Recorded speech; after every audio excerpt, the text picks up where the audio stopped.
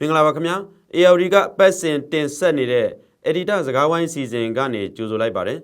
်ဒီတစ်ပတ်မှာတော့တရုတ်စီစဉ်နဲ့ငြိမ်းချမ်းရေးဆွေးနွေးပွဲအလုပ်ဖြစ်မှာလားဆိုတဲ့ခေါင်းစဉ်နဲ့ကျွန်တော်တို့ဆွေးနွေးသုံးသပ်သွားကြမှာဖြစ်ပါတယ်ကျွန်တော်ကတော့ AOD မြန်မာပိုင်းသတင်းတောက်ချုပ်ကြော်ခါပါကျွန်တော်နဲ့အတူတူဆွေးနွေးမဲ့သူကတော့ AOD ရဲ့ Editor ချုပ်ကိုအောင်စောဖြစ်ပါတယ်ကိုအောင်စောမင်္ဂလာပါကိုကျော်ကဟုတ်ကဲ့စင်ကာပူနိုင်ငံမှာဇွန်လ2ရက်နေ့ကနေ4ရက်နေ့ထိကျင်းပခဲ့တဲ့ရှန်ဂရီလာဒိုင်ယာလောလို့ခေါ်တဲ့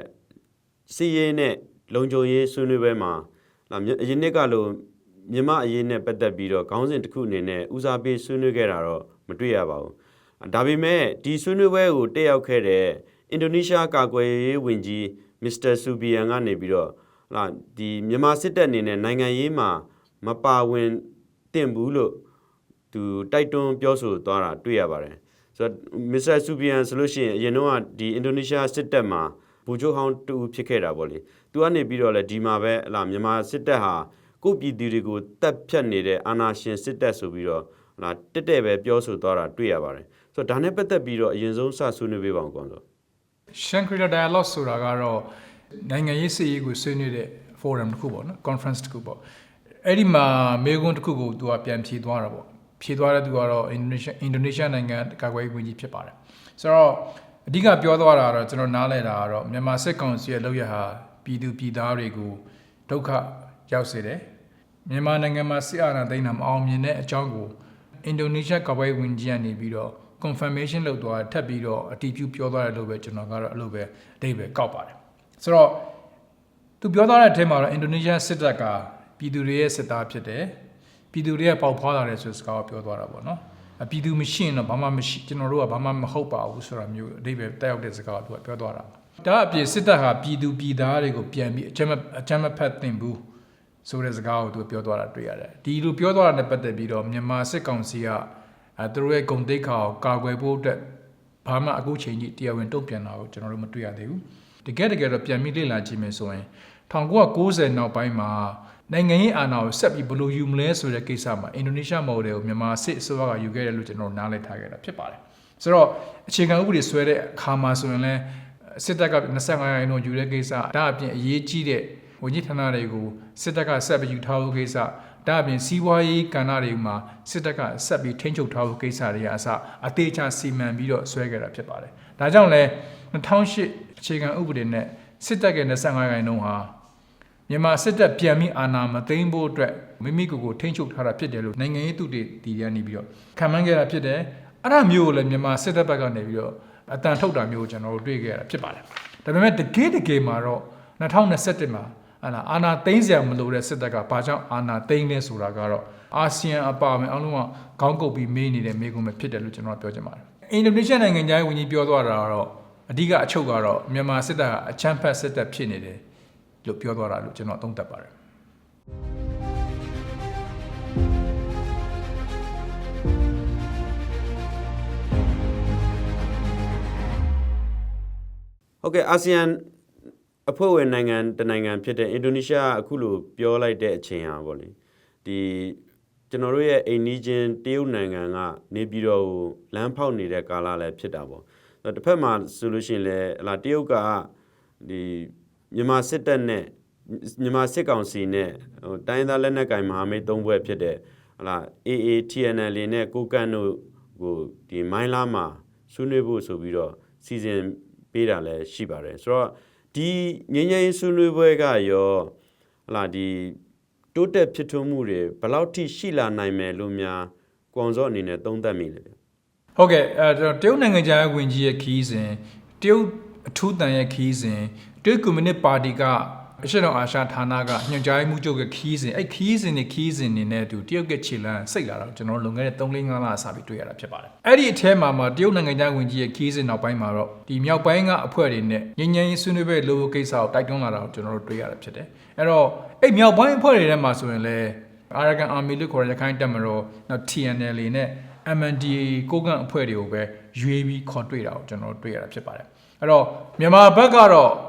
့ဗိုလ်ချုပ်ကြီးရာပြေးကဦးဆောင်ပြီးတော့လာရောက်ဆွေးနွေးတာကိုတွေ့ရတယ်တိုင်းရင်းသားအဖွဲ့၃ဖွဲ့ကလည်းသူတို့ကောင်းဆောင်တွေလာကြတယ်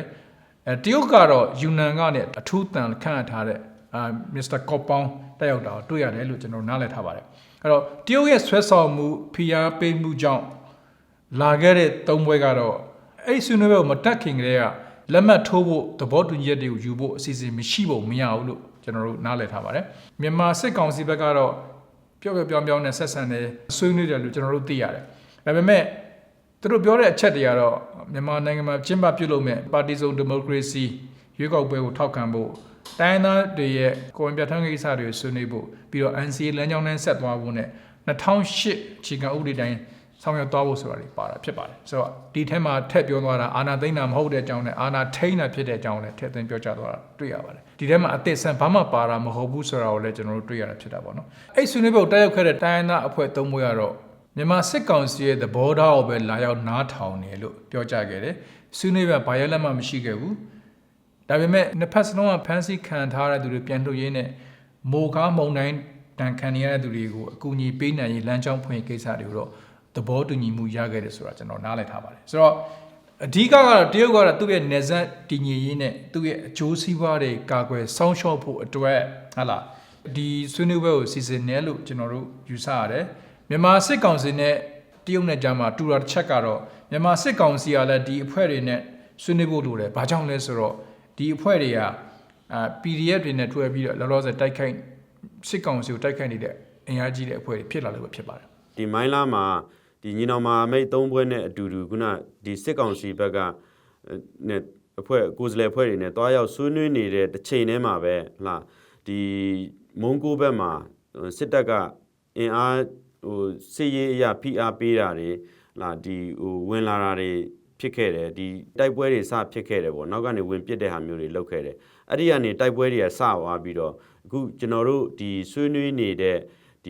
ကြာတာပရင်းနေ့အထိကိုတိုက်ပွဲတွေကဒီမြောက်ပိုင်းမှာဖြစ်ပွားနေတာပေါ့လေဒီအထူးသဖြင့်တော့ဒီမုံကိုလောက်ကင်နဲ့ဒီတိန်နီမြို့နယ်တွေထဲမှာဖြစ်တာပေါ့ဟိုတနေ့ကဆိုလို့ရှိရင်လာရှိုးမြို့ပေါ်မှာရှိတဲ့ဒီရဲစခန်းနဲ့စစ်တပ်ရဲ့ခြေမြန်တပ်ရင်းတွေကိုပါဒီကိုကန့်အဖွဲ့နဲ့ဒီပူပေါင်းအဖွဲ့တွေကဝင်ပြီးတော့တိုက်လိုက်တာကိုကျွန်တော်တွေ့ရပါတယ်အခြေအနေကတော့သူတို့ဒီကိုကန့်ဘက်ကဖော်ပြချက်အရာဆိုလို့ရှိရင်ဒီမြေပြင်တိုက်ပွဲမှာသူတို့ဘက်ကတဦးသေဆုံးပြီးတော့စစ်ကောင်စီဘက်က20ကျော်လောက်သေဆုံးခဲ့တယ်ဆိုတာမျိုးသူတို့ထုတ်ပြန်ထားတာတွေ့တယ်သူတို့ထုတ်ပြန်တဲ့အထက်မှာလာမြန်မာစစ်တပ်ရဲ့စစ်ဝတ်စုံတွေလက်နက်ခဲယမ်းတွေကိုပါကျွန်တော်တွေ့မြင်ခဲ့ရတာပေါ့လေဆိုတော့ဒါငင်းငင်းဆွေးနွေးပွဲနောက်ပိုင်းမှာလက်ဦးမြင်ရတဲ့ရလက်လို့ပြောလို့ရတာပေါ့နော်ဆိုတော့ဒီဟာနဲ့ဆက်ပြီးတခုစဉ်းစားလိုက်မိတာပေါ့လေတကယ်တမ်းမြောက်ပိုင်းမဟာမိတ်နဲ့ဆွေးနွေးမယ်ဆိုလို့ရှိရင်မြောက်ပိုင်းမဟာမိတ်9ဖွဲ့နဲ့ဖွဲ့စည်းထားတဲ့ FPNCC လို့ခေါ်ပါတယ်ဆိုတော့ဒီ FPNCC ရဲ့အောက်မှာဝါရှိမယ်မိုင်းလာKIA SSPP နဲ့အခုပြောနေတဲ့ညီနောင်မဟာမိတ်3ဖွဲ့ပေါ့စုစုပေါင်း9ဖွဲ့ရှိတယ်ဒါပေမဲ့အဲ့ဒီထဲမှာကျန်တဲ့4ဖွဲ့ကိုနဲ့တွေ့တာမျိုးမဟုတ်ဘဲနဲ့မှာဒီ3ဖွဲ့နဲ့တွေ့ဆုံဖို့အတွက်ကိုတရုတ်ကဘာကြောင့်တီးခြားစီစဉ်လဲပေါ့နော်တရားကိုသွားစဉ်းစားမိလို့ပါကိုအောင်စောဘလို့များသုံးသပ်မိလဲပေါ့တရားနဲ့ပတ်သက်ပြီးတော့လွန်ခဲ့တဲ့9နှစ်နဲ့10နှစ်တွင်းဆိုရင်တော့ဒီအဖွဲ့တွေကမြောက်ပိုင်းမှာဆိုရင်တော့အနှိမ်ခံအဖွဲ့တွေပေါ့မြန်မာစစ်တပ်ကနေပြီးတော့အရေးမထားခဲ့တဲ့အဖွဲ့တွေလို့ကျွန်တော်တို့ပြောလို့ရပါတယ်ဒီနေ့ဒီချိန်မှာဆိုရင်တော့အာဏာသိမ်းပြီးနောက်ပိုင်းမှာဆိုရင်တော့ဒီအဖွဲ့တွေကအရင်တော့အစင်လာရှိခဲ့တဲ့ KIA KNU စတဲ့ဆင်လာရှိတဲ့တိုင်းသားလက်နက်ကိုင်တပ်ဖွဲ့လိုပဲ AA တို့ TNLA တို့ MNDAA တို့ကလူသိပိုများလာတဲ့လက်နက်ကိုင်တပ်ဖွဲ့တွေလို့ကျွန်တော်တို့ပြောလို့ရပါတယ်။ဘာကြောင့်လဲဆိုရင်တို့ကလောလောဆယ်မှာဆိုရင်စစ်ကောင်စီကိုလက်နက်ကိုင်ပြီးတိုက်နေတဲ့ PDF တွေကိုတင်နန်းပေးတယ်လက်နက်တပ်ဆင်ပေးနေတဲ့အဓိကအဖွဲ့တွေပဲဖြစ်ပါတယ်။ဆိုတော့တို့လက်နက်ဆက်ရင်ကထုတ်တဲ့အပေါ်စားလက်နက်တွေကိုတပ်ဆင်ပေးတယ်တပ်ဆင်ပေးတဲ့အဖွဲ့တွေကတော့ကယားပြည်နယ်စကိုင်းတိုင်းနဲ့မကွေးတိုင်းကအဖွဲ့တွေလို့ကျွန်တော်တို့သိရတယ်။ IPDF အဖွဲ့တွေသူတို့ရွေးချယ်ပြီးအကူအညီပေးတဲ့ခါမှာလဲနိုင်ငံရေးရောစစ်ရေးရောအလားအလာရှိတဲ့အဖွဲ့တွေကိုအဓိကရွေးချယ်ပြီးတော့အကူအညီပေးတာကိုကျွန်တော်တို့တွေ့ရတာဖြစ်ပါတယ်။အဲ့တော့သူတို့ဆိုင်မှာထုတ်တဲ့အပေါ်စားလက်နက်တွေနဲ့တက်ဆင်ပေးတယ်။အဲ့ဒီအဖွဲ့တွေကလည်းအင်အားကောင်းလာတာကိုကျွန်တော်တို့တွေ့ရတာဖြစ်ပါတယ်။ဆိုတော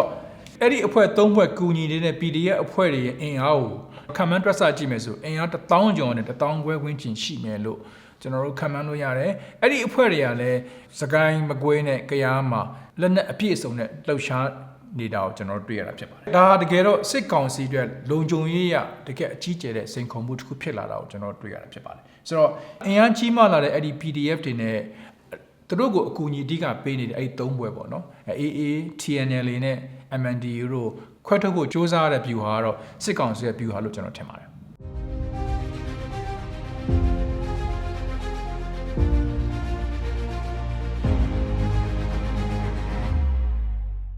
နေပြည်တော်ကိုစစ်အာဏာရှင်တွေနဲ့လာတွေ့နေတဲ့တရုတ်ရဲ့အခြေအနေဟာသူတို့ရဲ့အကျိုးစီးပွားပေါ်မှာအခြေခံတယ်လို့မြန်မာပြည်သူလူထုအများစုကနေပြီးတော့နားလည်ထားတာဖြစ်ပါတယ်။တစ်ဖက်မှာလည်းစစ်ကောင်စီဟာကိုယ်တိုင်းသူပြည်သားတွေကိုတပ်ဖြတ်ဖိနှိပ်နေတဲ့အခြေအနေတွေကြောင့်ဒီစစ်ကောင်စီကိုအထောက်ပံ့ဖြစ်မဲ့အရာတွေပံ့ပိုးမှုဖြစ်မဲ့အရာတွေကိုမြန်မာပြည်သူလူထုကကြိုက်မှာမဟုတ်ပါဘူးဆိုတော့တရုတ်ရဲ့အခုခြေလမ်းတွေကမြန်မာပြည်သူလူထုရဲ့အမျက်ရှာမှုတွေကိုလည်းတစ်ချိန်တည်းမှာခံရနိုင်တဲ့အခြေအနေရှိပါတယ်ဆိုတော့ဒါနဲ့ပတ်သက်ပြီးတော့လည်းသုံးသပ်ပေါင်းကောင်းလို့ကျွန်တော်တင်အဲ့တရုတ်ကိုအိန္ဒိယရောအာဆီယံနိုင်ငံတွေအားလုံးရောရုရှားပါဝင်ပေါ့နော်အားလုံးလွဲနေတဲ့အယူဆတစ်ခုရှိတယ်အဲ့ဒါကဘာလဲဆိုတော့မြန်မာပြည်သူလူထုအများစုကလက်ရှိမြန်မာစစ်တပ်ကိုသူတို့ရဲ့စစ်တပ်လို့မသတ်မှတ်တော့ဘူးအဲ့ဒါကိုအဲ့ဒီတရုတ်နဲ့အိန္ဒိယအာဆီယံနိုင်ငံတွေကမေ့နေလို့မရဘူးပေါ့နော်ကျွန်တော်အဲ့ဒါအဓိကပြောချင်တယ်ဆိုတော့ခုနပြောသွားတဲ့မေးခွန်းခုနမေးသွားတဲ့မေးခွန်းပြောကြည့်မယ်ဆိုရင်တော့တရုတ်ကတော့မြောက်ပိုင်းအဖွဲ့တွေကိုဖိအားပေးတယ်အဲ့ဒါခုန၃ဘွဲကိုလည်းဒါဆွဲဆောင်ပြီးဖိအားပေးတယ်လို့ပြောလို့ရတယ်မြန်မာစစ်တပ်နဲ့ဆွေးနွေးဖို့အဓိကတရုတ်ကပြောစေချင်တာကမြန်မာနိုင်ငံမှာငြိမ်းချမ်းရဖို့တဲ့ဆိုင်ရင်သူ့ရဲ့တရုတ်မြန်မာနယ်စပ်တည်ငြိမ်မှုတရုတ်ဘက်ကချမှတ်ထားတဲ့စီးပွားရေးမဟာဗျူဟာတွေကိုဆက်ပြီးအကောင့်ထဲပေါ်ဖို့ဒါအပြင်ထပ်ပြီးတော့ကြည့်မယ်ဆိုရင်စီးပွားရေးလမ်းသစ်တွေဖောက်ဖို့လည်းတရုတ်ဘက်ကစ조사နေတာကိုကျွန်တော်တွေ့ရတာဖြစ်ပါတယ်ဆိုတော့ဒါတွေအားလုံးကိုလှုပ်ဆောင်ဖို့အတွက်ဒီမြန်မာနိုင်ငံတည်ငြိမ်ဖို့လိုပါတယ်တရုတ်မြန်မာနယ်စပ်တည်ငြိမ်မှုလိုတယ်ဆိုတာတရုတ်ရဲ့အမြင်ပေါ့နော်ဆိုတော့ဒါတွေအားလုံးကတော့ပြန်ပြီးပြောမယ်ဆိုရင်တော့တရုတ်ရဲ့အကျိုးစီးပွားပေါ်မှာမူတည်တယ်လို့ကျွန်တော်တို့တွက်ဆလို့ရပါတယ်ဒါအပြင်အခုငြိမ်းချမ်းရေးကိစ္စမှာဆိုရင်ရော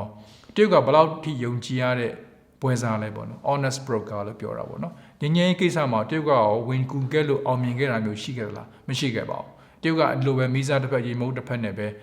ဒုတ်တစ်ဖက်မုတ်တစ်ဖက်နဲ့ပဲတရုတ်ကဒီလိုပဲမြန်မာနိုင်ငံရေးမှာဟိုဘက်ကောဒီဘက်ကောသူကဝင်ပြီးတော့ကစားခဲ့တာပဲရှိပါတယ်ဆိုတော့တရုတ်ကဝင်ပြီးတော့ကူညီတဲ့အတွက်ကြောင့်လည်းမြန်မာပြည်သူတွေကလည်းရင်ခုန်တာမျိုးမရှိပါဘူးအဲ့တော့ဘာဖြစ်တယ်လဲဆိုတဲ့ခါကျတော့ဒီတရုတ်ကပါဝင်ပတ်သက်မှုပို့ပြီးမြင့်လာတဲ့အခါမှာတုံ့ပြန်မှုကဘာကိုတွေ့ရတယ်လဲဆိုတော့တရုတ်ရဲ့စီးပွားရေးလုပ်ငန်းတွေသူ့ရဲ့ project တွေကိုနယ်တွေမှာဆိုရင်ပြန်ပြီးတိုက်ခိုက်လာတဲ့အရှိန်တွေမြင့်လာတာကိုတွေ့ရတာပေါ့နော်ဒါကိုကျွန်တော်တို့လွန်ခဲ့တဲ့2လ3လအတွင်းမှာကျွန်တော်တို့အရှိန်ပိုမြင့်လာတာကိုကျွန်တော်တွေ့ရတာဖြစ်ပါတယ်မကြသေးခင်ကတော့ဆိုရင်ပဲPDF တွေကနေပြီးတော့ဒီ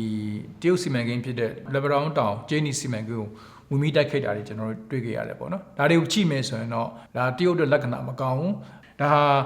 ကျွန်တော်ထင်တယ်မြန်မာပြည်သူလူထုအများစုနဲ့တော်လိုင်းရင်အင်အားစုတွေသဘောထားကိုထုတ်ပြတယ်လို့ပဲကျွန်တော်သုံးသပ်လို့ရပါတယ်ဟုတ်ကဲ့ကွန်ဆိုကျေးဇူးတင်ပါတယ်ကျေးဇူးတင်ပါတယ်ကိုကျော်က